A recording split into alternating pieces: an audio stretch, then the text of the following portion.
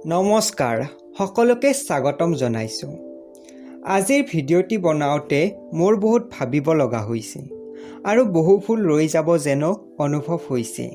তথাপি আগলৈ চাই যোৱা, ভাল বেয়া কিবা অনুভৱ হ'লে নিশ্চয় জনাবা।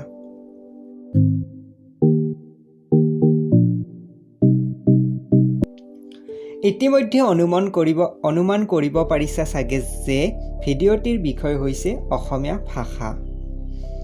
অসমীয়া ভাষাৰ উৎপত্তি, তাৰ বিকাশ আৰু উত্থান পতনৰ বহুতো ইতিহাস আছে। বহু ঘটনা পৰিঘটনাৰ মাজেৰে আমাৰ এই ভাষাটোৱে আজিৰ এইখিনি অৱস্থা পাইছে।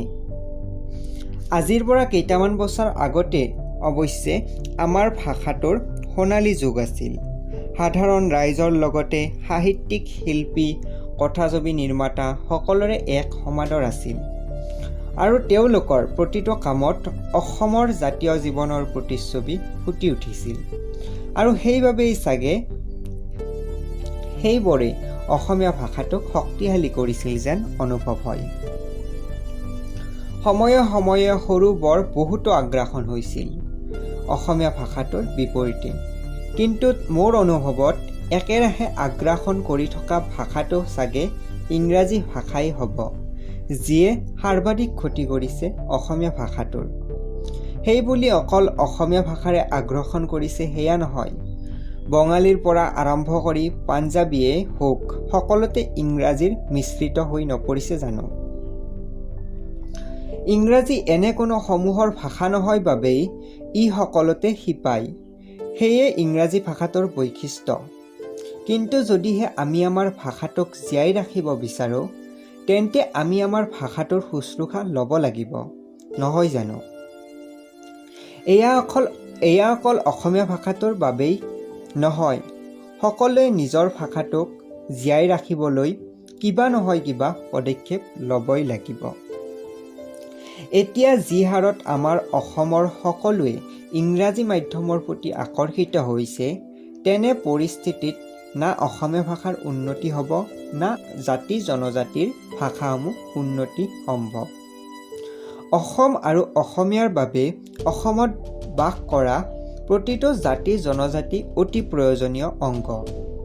জাতি জনজাতিসমূহ বাদ দি অসম বুলিবলৈ থাকিব কি?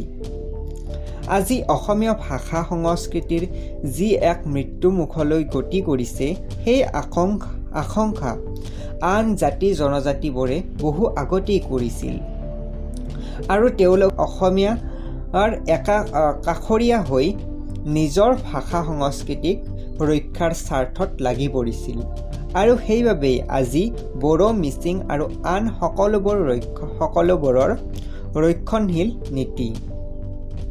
তেওঁলোকৰ সেই আশংকা দূৰ কৰি সকলোৰে নিজস্বতাক যদি আমি গঢ়ি দিব নোৱাৰোঁ, তেন্তে তেওঁলোকে কিয় আমাৰ লগত থাকিব বিচাৰিব?